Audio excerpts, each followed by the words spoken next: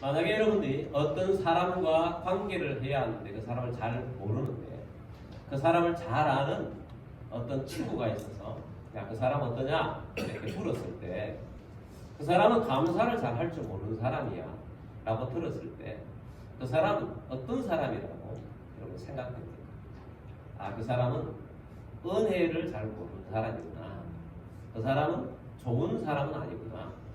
그 사람은 오랫동안 사귈 수 있는 그런 사람은 아니구나. 그런 느낌이 들 것입니다. 여러분은 어떻습니까? 여러분은 감사를 잘 하는 사람입니까? 여러분은 하나님께 감사를 잘 하고 있습니까? 하나님이 여러분을 보시기에 어떤 사람인 것 같습니까? 하나님이 여러분을 다른 사람에게 만약에 소개를 한다면, 예수님이 여러분을 소개한다면 저 친구는 감사가 참 많은 사람이에요. 그렇게 할 수 있다면 정말 여러분들은 지금 성공하는 삶을 살아가는 사람일 것이고, 아, 저 친구는 아무리 해줘도 감사가 없어. 감사에 너무 인색해. 그런 평가를 받는다면 여러분 그렇게 지금 좋은 삶을 살아가고 있지 않는 것입니다. 우리가 하나님 앞에 가장 먼저 해야 할 것이 감사입니다. 그래서 교회는 끊임없이 감사를 먼저 하라고 가르치고 있습니다. 저희가 기초 양육을 하면서, 우리 교회 기초 양육을 하면서 8주 양육을 하면서 기도에 대해서, 초신자의 기도에 대해서 가르치면서 어린이에게 가르치는 기도를 가르칩니다. 영적 어린이니까. 그래서 기도 손으로 가르쳐요. 5가지, 5 손가락이 있죠. 그래서 한번 따라서 해보겠습니다. 하나님 아버지, 감사합니다. 용서해 주세요. 도와주세요. 예수님의 이름으로 기도드립니다. 이렇게 가르쳐요. 하나님 아버지, 그 다음 뭐예요? 감사합니다. 우리가 하나님 앞에 나아갈 때 가장 먼저 감사하라는 겁니다.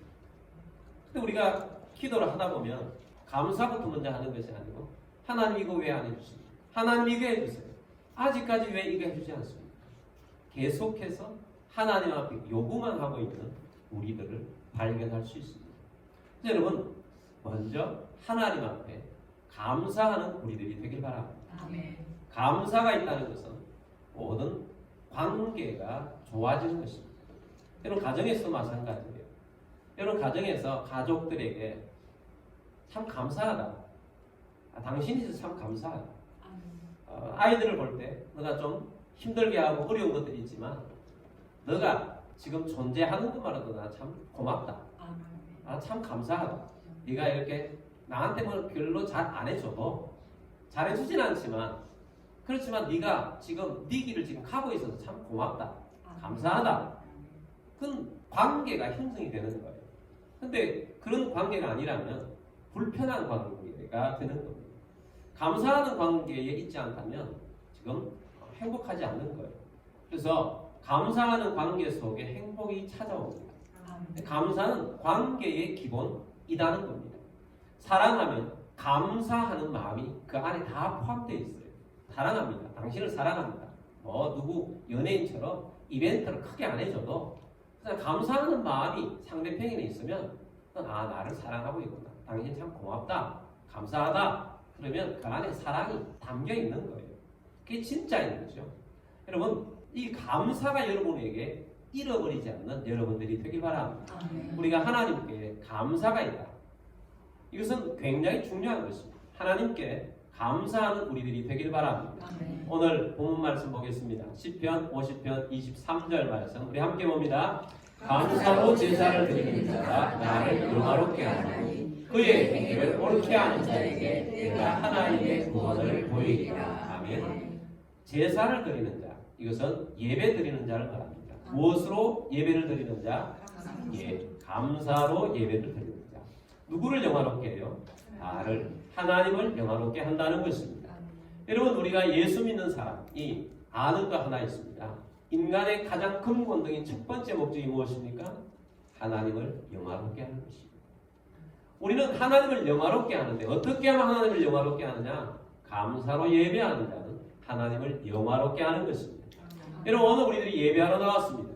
이 예배가 하나님을 영화롭게 하는 예배자가 되기를 원한다면 감사하는 마음이 여러분 속에 있어야 합니다. 하나님 앞에 여러분이 감사하는 마음으로 이 시간 예배하고 있다면 감사하는 예배자이기 때문에 하나님을 영화롭게 할 것입니다. 여러분의 예배가 하나님 앞에 연락되는 예배가 될 것입니다. 여러분의 예배가 하나님이 기뻐하시는 예배가 될 것입니다. 하나님을 기쁘시게 하는 그런 예배자가 될 것입니다. 하나님을 영화롭게 하는 거예요. 하나님을 높이는 것입니다. 그래서 하나님께서는 우리에게 감사하는 자가 되기를 원하시는 것입니다. 여러분 삶 속에 감사가 넘치는 사람이 되기를 원합니다. 그래서 감사가 먼저인 사람, 감사를 먼저 하는 사람이 되기를 원합니다. 노아복음 17장에 보면 감사가 먼저인 사람을 예수님께 칭찬하는 말씀이 나옵니다. 10명의 나병 환자가 예수님을 찾아왔습니다. 여러분 나병 환자는 구약에서부터 공동체 안에 함께 할 수가 없습니다. 누군가가 나병 환자로 확증을 받으면 그 공동체에서 함께 있을 수가 없습니다. 그들이 함께 살고 있는 성 안에 함께 살 수가 없습니다. 성 밖에 살아야 합니다. 물론 그날 이후로부터 가족들을 볼 수도 없습니다. 그래서 성 밖에서 그냥 방황하며 사는 것입니다. 그래서 자기들끼리 뭉쳐서 다니면서 살 수밖에 없는 거죠. 정상적인 삶을 살 수가 없는 것입니다. 예수님 당시에 10명의 나병 환자가 예수님의 소문 들었습니다. 예수님 만나면 이 지긋지긋한 나병에서 벗어날 수 있겠다. 그 마음을 가지고 예수님을 찾아갔습니다. 그래서 예수님을 찾아가서 가까이 가지 못하고 예수님께 부르짖었습니다. 예수 선생이여, 우리를 불쌍히 여겨주십시오. 예수 선생이여, 우리를 불쌍히 여겨주십시오. 하고 예수님 앞에 부르짖었습니다. 예수님 앞에 기도했을 때 예수님께서는 한 사람도 거절하신 적이 없습니다. 예수님이 응답하셨어요. 노아복음 17장 14절 말씀 보겠습니다. 보시고 이르시되 가서 제자들에게 너희 몸을 보이라 하셨더니 그들이 가다가 깨끗함을 받으니라. 아멘. 이스라엘 공동체 안에서는 나병 환자를 확증하는 것도 제사장의 몸을 보여서 나병 환자다 아니다 이것을 확증받습니다. 그리고 그 병이 나았을 때 나음을 확증받는 것도 제사장에 가서 몸을 보이고 다 치료받았습니다. 하는 확증을 받고 다시 가족의 품으로 돌아갈 수 있습니다. 근데 예수님께서 그 나병 환자들을 보시고 부르짖는 그들을 보시면서 가서 제사장들에게 너희 몸을 보이라 라고 말씀을 하셨어요. 가서 너희 몸을 제사장들에게 보이라. 예수님께서 바로 고쳐주시지 아니하시고 먼저 이 말씀을 주신 것입니다. 믿음을 가지고 가라는 것입니다. 믿음은 바라는 것들의 실상입니다. 무슨 말입니까? 바라고 있는, 내가 소망합니다. 이 나병에서 깨끗함을 받기를 원합니다. 내 질병에서 치유받기를 원합니다. 내가 나음 받기를 원합니다. 내 지금 문제가 심각합니다. 내 문제가 해결되기를 원합니다. 내가 지금 여러 가지 고통 속에 있습니다. 이 고통에서 해결받기를 원합니다. 나는 이 인생을 이대로 살기 싫습니다. 주님의 제자가 되어서 수많은 생명들을 살리는 사람이 되고 싶은데 아직 한 명도 살리지를 못했습니다. 주님 살리고 싶습니다. 살리고 싶습니다. 이 믿습니다. 바랍니다. 근데 이것을 믿음으로 바라볼 때 실상이 된다는 것입니다. 이 믿음은 어디서 옵니까? 믿음은 말씀을 들으면서 오는 것입니다. 말씀을 들었을 때 내 속에 믿음이 생기는 것입니다. 내 속에 믿음이 생겨서 그 믿음대로 행하는 자가 되는 것입니다. 믿음이 되려고 하면 믿는 대로 행할 때, 순종할 때 그 일이 일어나는 것입니다. 예수님께서 가서 제사장들에게 너희 몸을 보이라고 말씀하셨을 때 이들 속에 놀라운 기적의 믿음이 생긴 것입니다. 지금 예수님께서 바로 고쳐주시는 않았지만 제사장의 몸을 보이라고 하셨을 때는 반드시 가다가 고침을 받을 것이고 확정을 받을 것이다. 반드시 고침을 받을 것이다. 이 믿음이 그들 속에 생긴 것입니다. 기적의 놀라운 믿음이 생긴 것입니다. 여러분 이런 믿음이 생겼다면 기적이 일어날 수 있도록 기적을 잉태하는 것과 다름이 없는 것입니다. 믿음을 가졌다? 그런 일이 일어나는 것을 잉태한 것입니다. 잉태를 했다고 하면 시간이 지나면 반드시 출산하게 됩니다. 기적이 일어나게 되는 것입니다. 그것처럼 이들이 몸을 보이러 가게 된 것입니다.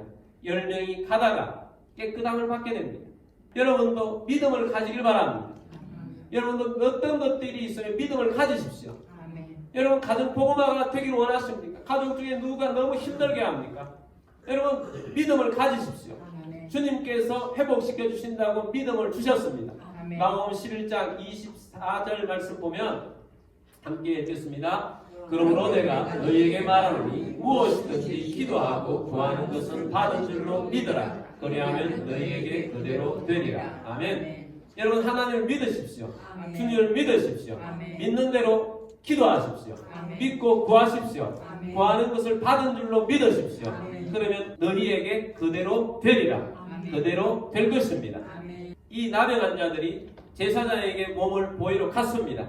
몸을 보이러 가다가 놀라운 기적을 체험하게 됩니다. 14절 말씀을 다시 보겠습니다. 보시고 이르시되 가서 제사장들에게 너희 몸을 보이라 하셨더니 그들이 가다가 무엇을 받았어요? 깨끗함을 받은지라. 어떻게 하다 깨끗함을 받았어요? 가다가 깨끗함을 받았어요. 가다가 깨끗함을 받게 된 것입니다. 아멘. 여러분 이 나병이라는 것은 속병이 아닙니다. 겉으로 나타나는 병입니다. 가다가 서로 깜짝 놀랍니다. 온전해졌어. 깨끗하게 되었어. 그 순간 그들이 어떤 행동을 취했겠습니까? 아마 모두가 가장 먼저 기쁨에 자기의 성격대로 세레모니를 했을 겁니다. 아주 기뻐하며 즐거워하며 난리가 났을 것입니다. 뜰듯이 기뻐하면서 세레모니를 하다가 어떤 한 사람이 이야기를 합니다. 야, 우리가 여기서 이렇게 있을 것이 아니야. 다시 예수님께로 가자. 예수님 앞에 가서 우리가 감사해야지. 예수님께 가자. 다른 한 사람이 이야기합니다. 나는 다르게 생각해. 우리가 지금 먼저 해야 할 것은 예수님이 제사장에 가라고 했어.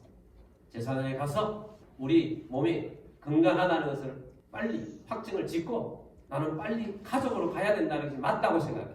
나는 가족이 보고 싶어. 나는 가족들에게 갈 거야. 나머지 사람들이 제사장에 빨리 가고 싶어졌어.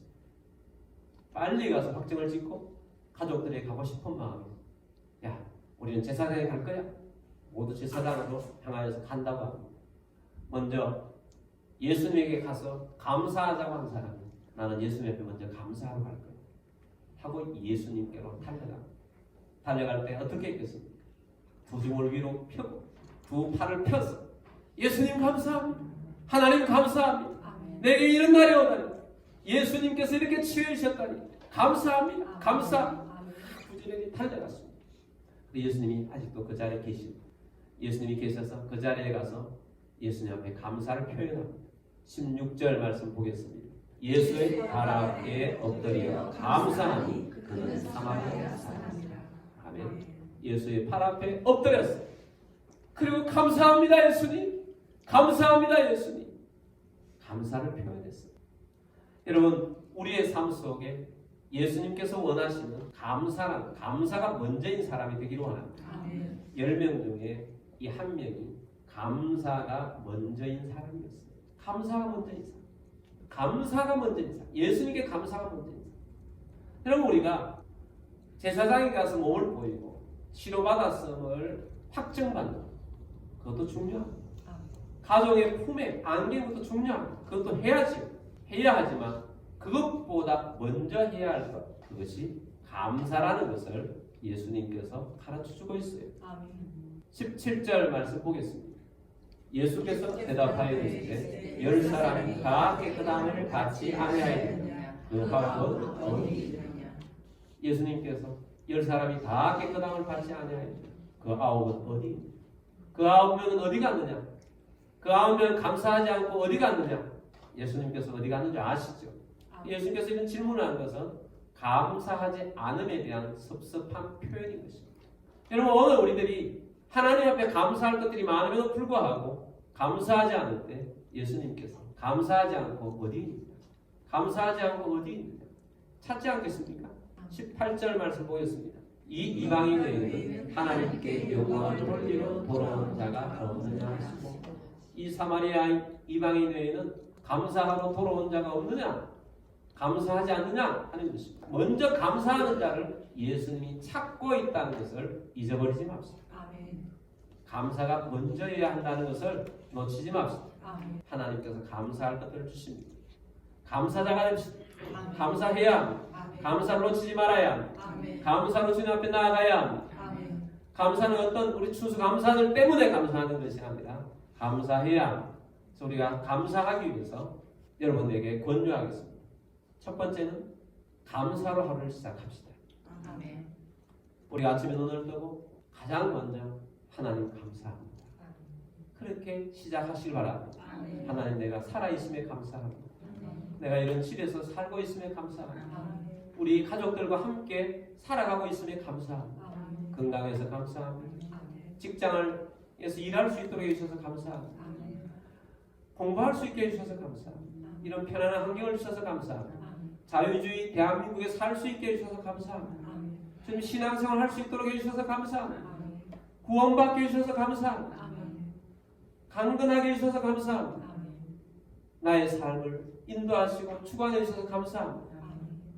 여러분, 우리나라에 살아오는 이 많은 시대 속에 지금이 사실은 가장 행복한 시대에 살고 있어요. 가장 자유로운 시대에 우리가 살고 있는 겁니다.